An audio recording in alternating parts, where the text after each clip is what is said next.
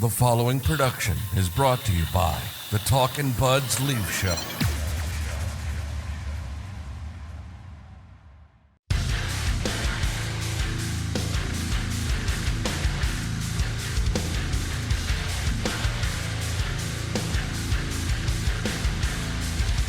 Here we go, Talkin Buds Leaf Show. We're going to bring the heat with the stats right off the top today. I got some numbers I want to throw at you right now.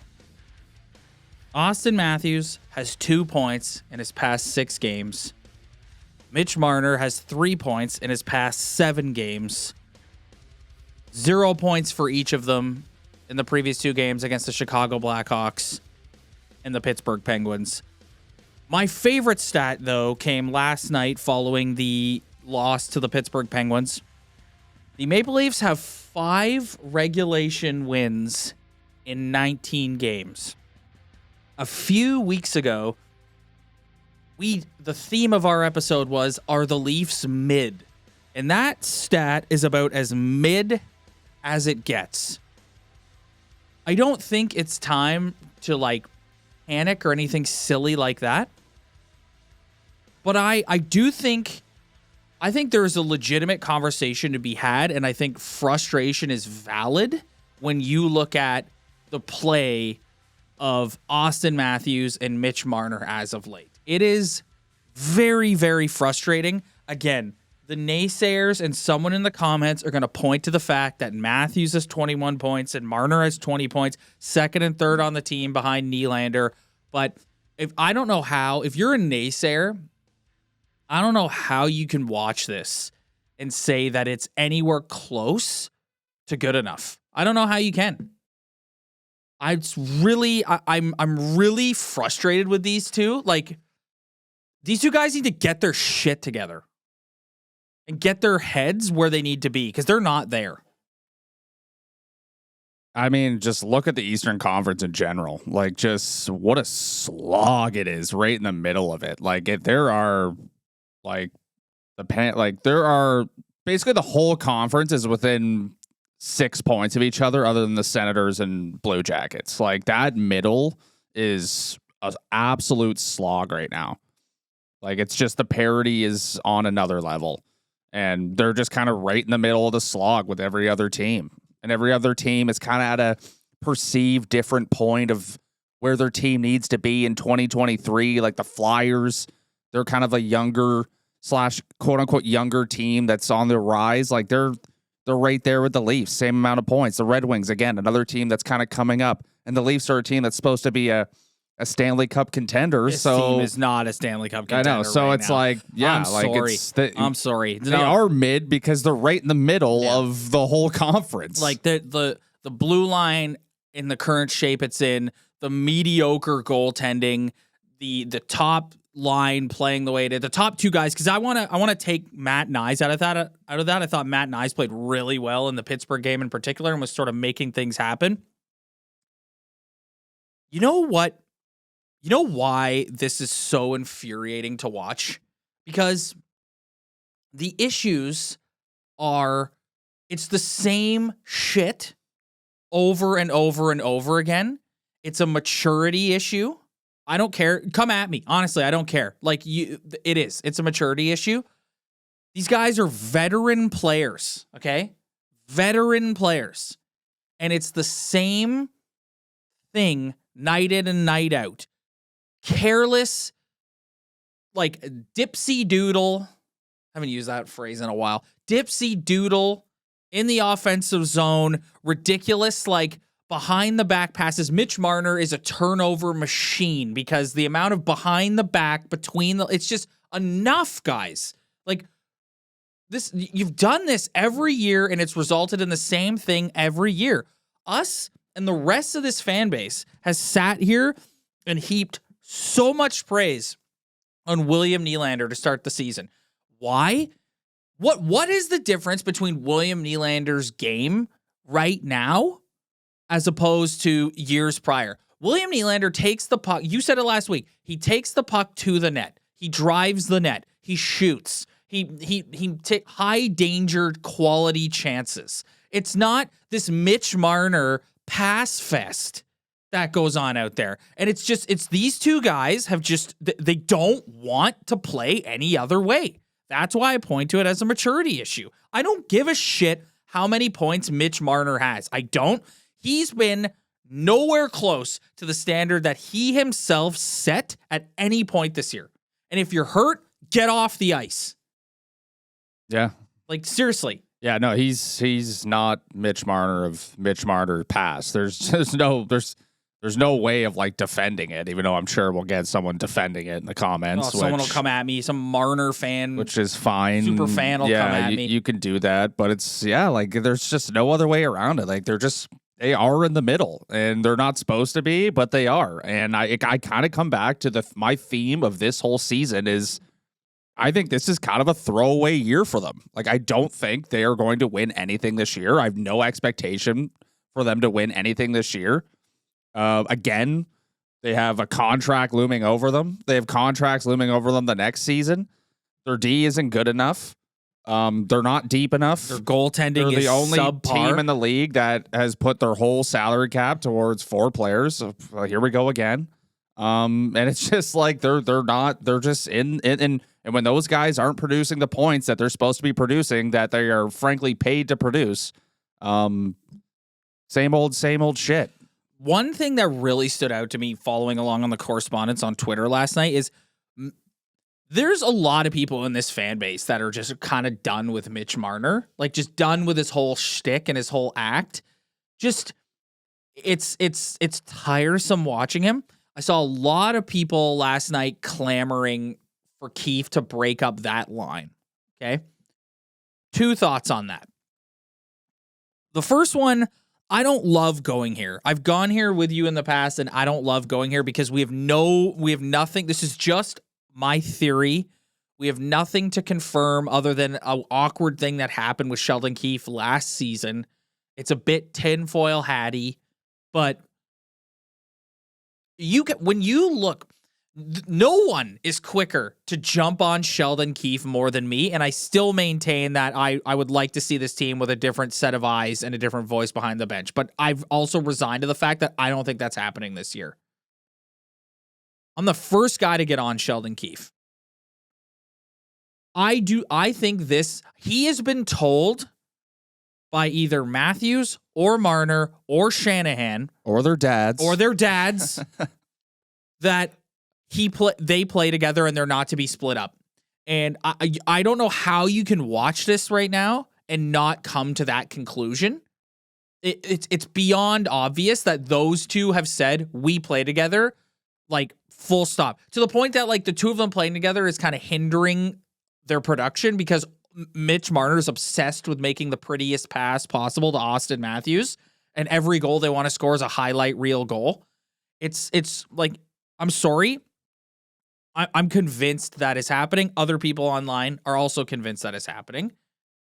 Number 2, people's comeback when you say, well, we need to split them up. Oh, but you don't want to split up the second line. The second line is doing so well. And I agree. I agree. But I fucking hate that. I hate that mentality. These are all highly paid professional athletes. Oh, if you look at, take Matt Nyes out of the equation because he's a rookie.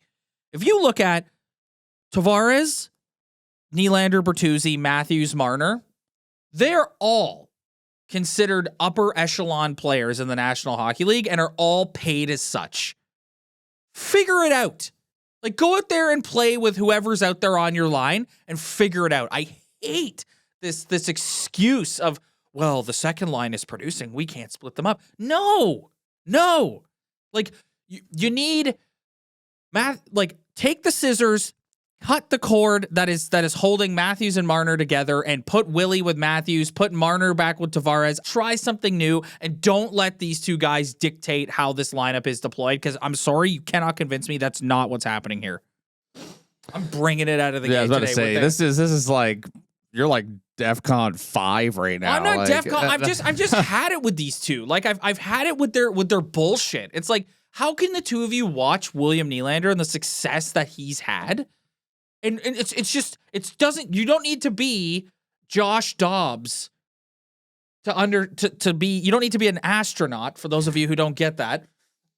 You don't need to be an astronaut to understand why William Nylander has had success this year and what has taken his game to the next level. It's cutting out the pretty bullshit and taking the puck to the net and creating effective scoring chances. And these two guys, they refuse to do it. They both refuse to do it. Mitch Marner refuses to play hockey any other way than being Mr. Between the Legs, Behind the Back. That's all he wants to do. Yeah. That's all he wants to do. Yeah. I mean, and sorry, I'm on one to start here. Oh, go ahead. We're 19 games into the season. They've just lost 2 in a row to a Chicago Blackhawks team, which is one of the 2 worst teams in the NHL. Jason Dickinson and Soderblom, who's 2 wins this season, and they're both against the Leafs. In which he looks like Dom Hasek in both games. Yeah. And then the Pittsburgh Penguins, who are a 500 hockey team.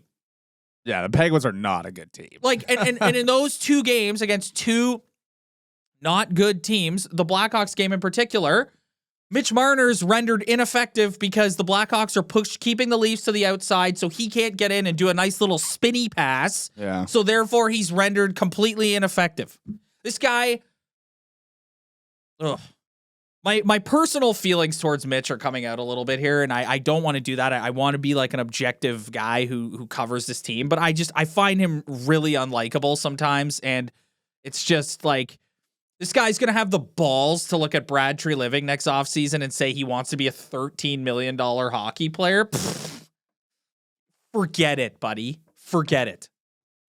Well, this all comes back to the Nylander contract. Like, the guy is having his best season ever. He's their best player. But it's like, I'm listening to the legend Gord Stellick on with Merrick the other day, and he's like, you're looking at minimum 11 million now. So it's like, at some point, something's got to give with the way this team is constructed. And I don't know, like, what do you like? We could both agree they're not winning anything this year. No, they don't have the think goaltending. They don't have the defense. No, their top players do not score big goals. No, they don't take over games. Except Nylander. Yeah, but not even William Nylander's played well in the playoffs, but he's not Matthew Tkachuk. Yeah. He's not taking over hockey games in the playoffs. None of them have ever done that. No, I think. Listen, I'm going at Mitch pretty good here to start, but yeah, I've kind of come to that conclusion that I don't. And there's a lot of people who would perceive us as perceive this take as being negative. It's not negative. It's realistic. Like, they're not winning a Stanley Cup with Joe Woll and Ilya Samsonov. No. They're not winning a Stanley Cup with, God bless them, William Lagesson. Like they're not. It's not happening. It's not happening. Yeah. So it's like, you kind of look at it. You're right. This year's a punt, man. I'm telling you. Yeah, this year is. It's a punt in the sense that, like, I think if they don't make the playoffs, it's a failure. Like, this is a team that should be making the playoffs. But do I see this current iteration of a Leaf team where, if you look at the division, it's probably, if you were going to do like a percentage, they're probably going to end up playing one of the Florida teams in the first round. Do you see them getting out of that series? I don't. And that's okay, because we're like, you and I've talked about heading into this offseason, all the contracts you have coming off the books, the cap going up. It's going to give you an opportunity to sort of reshape your team a little bit, and I'm okay with doing that. I said it a couple weeks ago, and I'm going to say it again. In my personal opinion, this team's window is the remaining 4 years of Auston Matthews.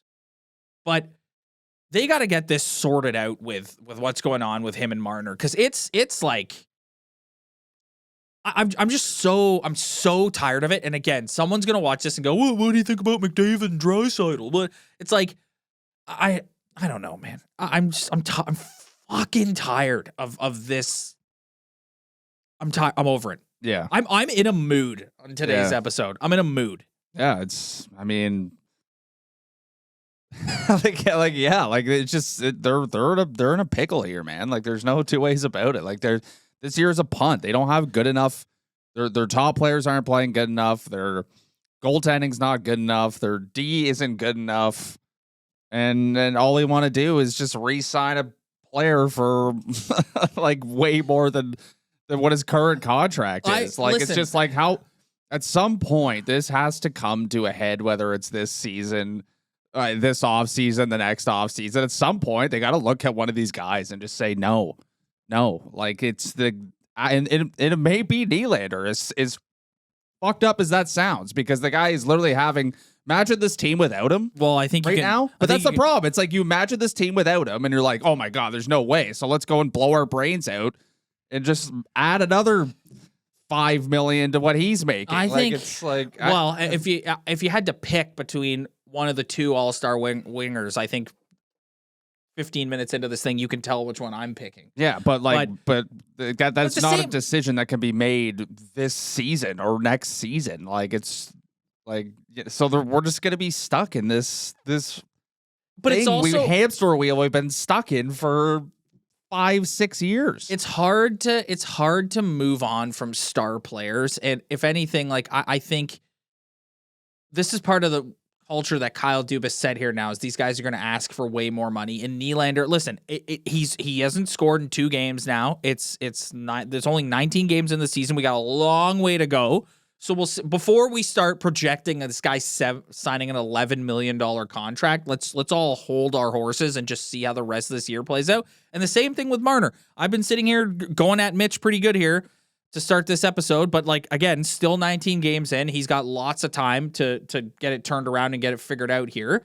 But again, I just see the same things over and over with him where it's like, guess what? We're going to get into a playoff series against Tampa and Florida. The physicality is going to ramp up. The time and space is going to go away, and Mitch is going to be completely ineffective. Like, it's just, you already know that's what's going to happen. See, the stat you threw at me about them winning 5 regulation games and 5 regulation wins in 19 games. You could almost flip that the other way and be like, they haven't played that well, and they're deficient in a lot of areas, and they're still getting a point. Even if they're not playing their best, because they can score goals like when they're on. But I think it's just like I do believe like there's no way this team is not making the playoffs. No, 100%. Like I just think it's programmed in them right now. Like they're just gonna find a way. I don't think that they're gonna miss out on that. But then they're gonna go and they're gonna lose again. And it's I don't. You and I are sitting here saying that this is essentially a punt season, but like I said earlier, the only way I'm on board with this year being like not a punt. You know what? I don't like that term. Let's change that up. We're resetting expectations this year for what this team actually is, and you can go at the star players, and I have been here off the start, but they're not like. Look at the way Ilya Samsonov played again against the Chicago Blackhawks. Joe Woll has all kinds of potential and all kinds of upside, okay? He's not there yet. You're not winning a Stanley Cup with this goaltending tandem. You're not. So all the discussion has been about, well, they need to go get a defenseman. They need to add to their defense if they want to be better. And yes, they absolutely do. But that's not a Stanley Cup winning goaltending duo. It's not. Now, this is where somebody in the comments goes, oh, Adin Hill. It's like, right, but the defense core in front of Adin Hill, I don't care who the hell the Leafs bring in. It's not going to be that Vegas defense core. No. I think everyone who listens to this podcast who agrees with, or anybody who in Leafs Nation who thinks that the way they are constructed isn't going to work, we need to start coming up with solutions of what this team needs to do going forward in terms of making it work. Because right now I'm hearing a lot of opposing like takes that are contradicting each other. It's like, we know we can't win with the way we're constructed, but yet we can't imagine William Nylander not wearing a Maple Leaf uniform. It's like, what is the plan? What is the solution going forward for this hockey team for them to have a chance to win? Because the way it is right now, we've been saying this for 1,000 years, like the last 6-7 years. It's not going to work. So what are the solutions here to make it work? I've got a few. Not a solution. And not ones that are ridiculous. No, like, don't give me like trade Marner. We know they're not like they're not trading Marner. No. So here, none of the solutions that you're talking about are going to happen this season. Exactly. Hence why you and I are resetting expectations for this year. They're finally in a situation. I'm sorry, I'm going to beat this drum till we get there. They're finally in a situation where the salary cap is on its way up. Okay? That's going to help them out immensely. They've got a ton of contracts coming off the books. You've got Nylander, who's looking for an extension or needs an extension. You've got Marner, whose negotiations are going to open. And you've got Tavares in the next couple of years. Okay? When you look at one of those three guys is not going to be here. By the time we get to the later stages of this 4-year extension, the last 3 years of this Auston Matthews extension, one of those four guys is not going to be here. I think if you want to remake the DNA of your team, when people say, oh, we need to remake the DNA, what does that mean? Okay. That means we need to go and get try and get a legitimate 1 or 2 defensemen. I love Mo. You love Mo. Mo's a 2 to a 3. A 2-3. You want a 1-2. Okay? The only way you're going to do that is either by signing one in free agency or making a trade.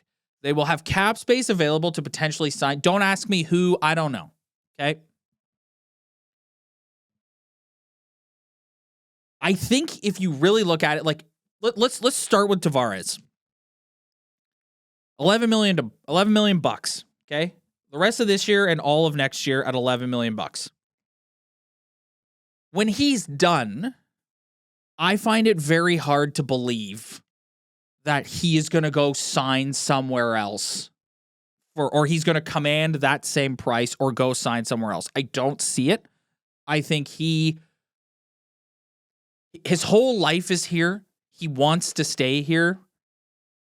I could see him re-signing. He's not doing the base salary thing. I think some people's expectations for what he's going to re-sign here for are way out of whack. And let me jump in. He's not. He's a better player 100%. than base. Like that's 100%. 100%. Like he's not at the the guy can still produce. I think you look at him and you go, we want to keep you here maybe at 3. I'd offer him $5.5 million. $5.5 million, depending on what he looks like at the end of next season. But like also if you're paying, like, what's his role gonna be? First of all, how much longer is he gonna sign here for? Let's just make something up off the top of our head. So 2-year extension, $5.5 million. I was gonna say 3 to 5. Let's go 5.5. You're also making the assumption at that point in time that he's going to remain your second line center, when at the later stages of his career, you probably move him further down the lineup. But given Johnny's skill set, could he be a potential 3rd, 4th line player when you need, like, you want those lines to play specific roles for you? And do you think Johnny could do that? That's a whole other discussion. Main point here is I could see him re-signing for, let's just go with your number, $5.5 million. You look at Matthews and Marner, Nylander and Marner. With the cap going up and all the money you have coming off the books, there is a world in which they both re-sign here. For how much money is the question, and how much money does that leave you left to go and get that elite defenseman that you sorely, sorely, sorely need? And this is where the trade discussion then comes in, because if you're going to get that guy, moving a Marner or a Nylander is going to go a long way to getting you that defenseman that you desperately need. And the quote that gets thrown out all the time, reshaping the DNA of this team. These are some of the solutions. The best thing that's going to happen to this team in this upcoming offseason is how much money Brad Treliving is going to have at his disposal. It's been a long time since the Leafs have had that much. But I don't see it that way. He's going to have a lot of money to work with, but he doesn't have a roster. Like, the roster is gone. So you have to use all that money to basically rebuild your roster, like, which is like kind of exciting in a way. But like, you're still gonna have to pay guys like TJ Brody's contract's gonna be replaced. Nylander, with UFA, someone else. Bertuzzi, UFA, Domi, UFA, And all their defensemen Robertson, are gone. RFA, Gregor, RFA, Bobby McMahon, UFA, Brody, UFA, Giordano, UFA, Lagesson, UFA. So yeah, they literally only have Jake McCabe, Connor Timmies, and Morgan Riley signed. Yeah, like, and then you're basically just have to replace all your depth forwards that you signed for 1-year deals this year. So it's like he's basically just got to go out and rebuild the entire roster. The only two guys who are So then this brings up the discussion of like, okay, first of all, I hate the cap going up. That you know how much that makes me feel better? Zero. Why? Like that, because why? I haven't money seen they it have yet. to spend. It is. Do we even know how much is it going up? Has it, $5 million. how do you know? 5 to 6 million. Who said It's that? already been reported by that. I don't know. I don't like that. And guess where that 5-6 million's going?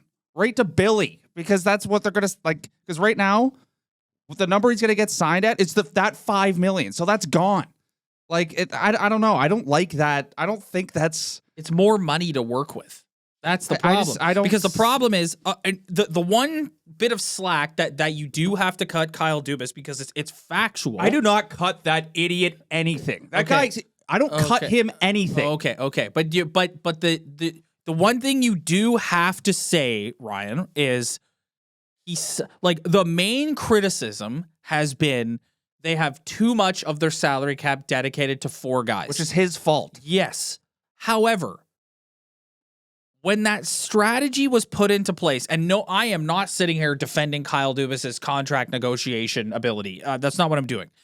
When those contracts were signed and put into place, okay, no one saw a global pandemic and a flat salary cap. The cap was always supposed to go up little by little by little by little, giving them more money to play with in each off-season to add to their roster. That never happened. So that's why Kyle Dubas had to become a bargain. Like, you know, when you go to the grocery store and there's the bin full of DVDs?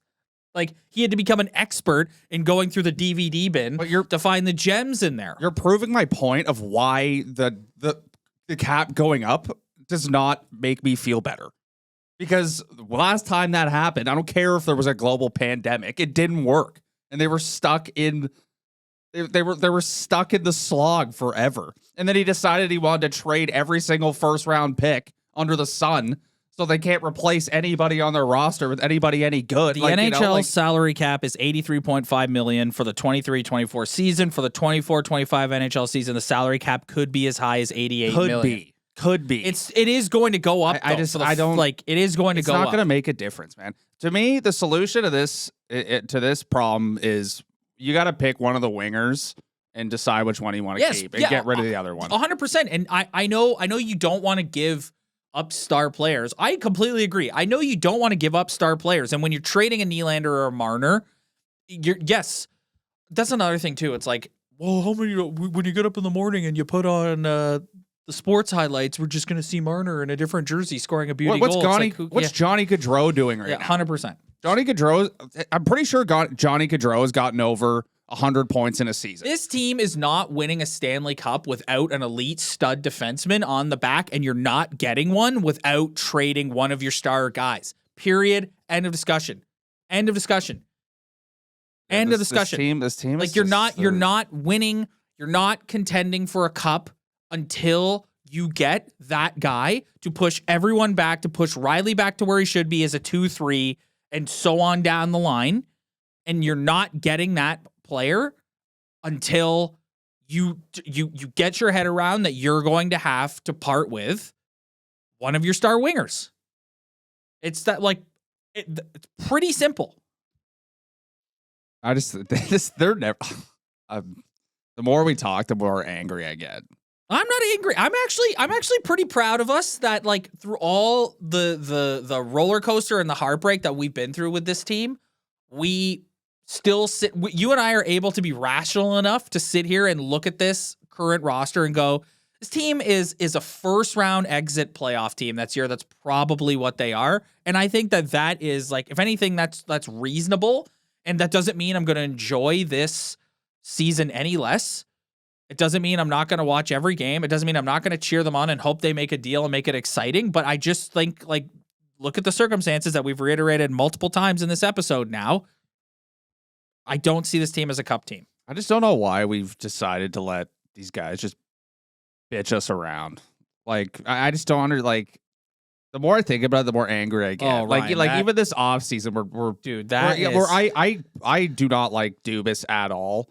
But even this offseason, Treliving coming out being like, well, Auston did us a favor by signing that contract. Dude, the guy is so overpaid. And now we're basing our whole life on his 4-year window. Like, it's bullshit.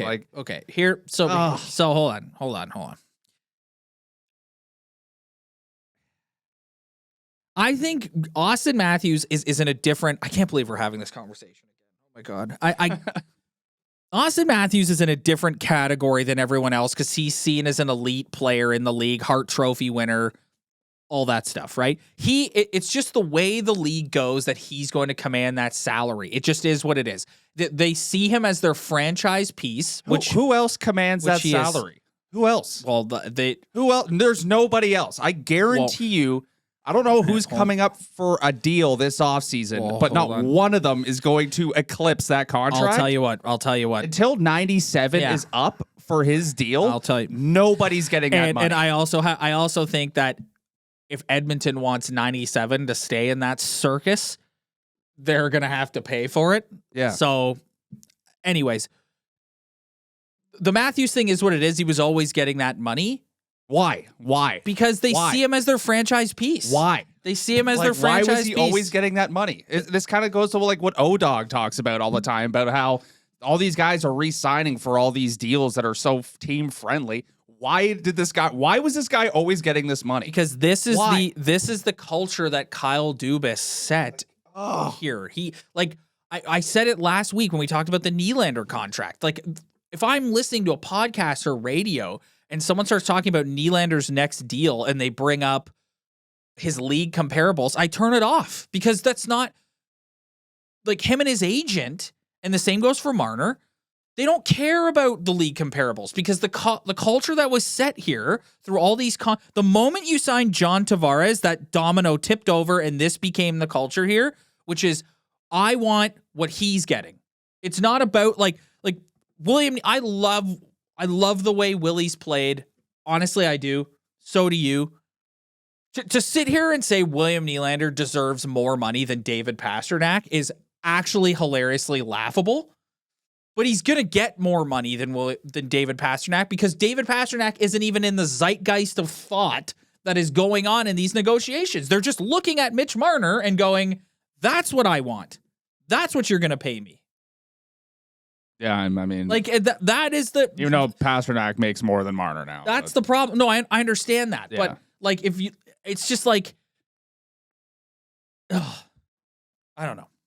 Yeah, this conversation. This conversation is like I'm so fucking tired of talking about it. It's really it all comes bubbling back to the surface when they don't play well and the top line plays the way it did. First of all, in the 2 Sweden games, I know Matthews scored against Minnesota, but like they weren't great in either of the Sweden games, and then they were fucking nowhere against the Blackhawks and the Penguins. And all of this comes bubbling back to the surface of why are we paying these guys all this money when they go out and play like that? Yeah, I mean, we're also forgetting that Auston Matthews gets another $2 million added onto his contract for next year's salary cap too. So there's two of your $5 million gone already. Yeah. So it's like that $5 million means nothing for them. Like it means nothing. Like, so I know. So it's going to be interesting. But anyway, we've got all kinds of time to talk about that. This is ridiculous. This is crazy how long we've gotten. We're pushing 35 minutes here of just ranting. We are 100% going to get the most negative podcast. Well, I saw a guy on Twitter today that's like, the Leafs are 4-1-1 in their last 6. It's like, shut up. Like, I know. Like, come on. I know. Like, come on. It's just There's nothing wrong. We're not alone here. We're not alone. No, but there's We're not nothing alone. wrong with sitting and having a realistic conversation. These are star players. And if anything, the frustration comes from the fact that you want more out of them because they're star players. And they're highly paid star players who commanded that money and played hardball to get that money. But that 4-1-1 that guy's talking about just goes right into like, this is a regular season hockey team. Like, it's like, I'm past 4-1-1 in the last 6 games. Like, I'm like looking at the biggest picture here. I'm not looking at their last 5. I don't give a shit about their last 5 games. I don't even care if they dominate the rest of the season and they finish first. Like, I still don't believe they're going to win. And that, to me, it's like, I'm so past the point of people looking at me being like, they're 4-1-1 in their past 6 games. Yeah. I'm done with that. Yeah. I'm done with that. It's like, this is supposed to be a team in a cup window, and they're not even close. And I want to figure out what the solutions are to get them there. And to bring this full circle, it's star players who are veteran players in this league now who, like, you cannot tell me Mitch Marner plays the way he plays because that's how he wants to play and he doesn't want to play another way. I'm sorry. Like, the proof is in the pudding when you watch the guy. And it's even more, the light on that gets brighter when you watch William Nylander. It's just like, why is William Nylander in the last 2 years gone to another level? Because he's changed the way he plays. He doesn't shy away from physical battles. He drives the puck to the net. He's aggressive. He's not looking for Mr. Like, that's my nickname for Marner, Mr. Swirly Twirly. Like, he doesn't look to do any of that. He drives at the net. He takes it with speed. He looks for a pass out front or he shoots. And it works out really well for him. Yeah. It's the same shit. Check the tape of when they lost to the Habs, and I went on a rant that said, these two guys only know how to play one way, and when they can't play that way, they don't know what to do. It's the same shit. And until Brendan Shanahan accepts that there's a cultural issue here with these two where they need to be, like, Mitch Marner should be sat on the bench for the way he's played in the last couple of games. He should be sat on the bench, but he doesn't because there's political nonsense at play going on in the background, and Sheldon Keefe can make all the excuses he wants. We all know. We all watched you walk back your criticism of them last year, Sheldon. We all know what's going on. Yeah, I mean, I'm emotionally drained. If you listen to this pod, you would think that this team is a bottom feeder. You would think this team is where the Oilers are. Yeah. And they're not. I think the thing that's frustrating is it's like you're just waiting for these guys. Like, you're like, oh, how many years did we fucking sit here and go, oh, when they break through, it's all gonna click. Guess what? Guess what? They won a round last year, and they're playing the exact same fucking way this year that they've always played because a leopard doesn't change its spots. Yeah. Yeah, it's just like unless you're William Nylander. This is just an episode where this is a venting episode. You just step out of the regular season grind. Like, it's just like we could do this pod every week and talk about the last 4 games, last 6 games, but there's going to be the odd episode, especially like you said, it bubbles up when they don't play well and all the stuff that we've been harping on in the past it's one thing kind of comes up, but it's just not to cut you off. It's one thing that, like, if they lost the 2 games against Chicago and Pittsburgh, and it was Joe Wall and Ilya Samsonov couldn't make a save, you'd sit here and you'd go, they've got a goaltending issue. And again, I don't want to take away. We focused a lot on the star players here. The defense it's no good. This team has no, like, this is where I also point to Sheldon. This team has no breakout. Like, they don't break the puck out. They don't know, like, there's no sort of set structure style. Like, the goal, the pizza that Jake McCabe threw up the middle against the Blackhawks in the 3rd period. It's like, what are you doing? Like, what are we doing? And again, last night, Pittsburgh comes in on the forecheck, really high speed, high energy. The Leafs have no sort of set breakout structure, and they end up getting hemmed in. So those issues are very much a thing. But this type of conversation bubbles up, and we get very frustrated when you watch 34 and 16 play the way they've played for the last 4 or 5 games. That's what brings this up, and that's what makes people so pissed off. It's like, when are you guys gonna figure it out, man? Yeah. Anyways, I'm over it. That's enough. 40 minutes of screaming and yelling. I can't believe we got 40 minutes out of that That's today. enough. How many people are we are 1,000%. Every time we do an episode like this, we get some comment on our YouTube that's like, this is the most negative Leaf podcast there ever. And it's like, okay, you know what? If you want to live in a world where everything is rainbows and everything's great and you're satisfied with losing in the first and second round every year, that's good for you. I'm happy for you.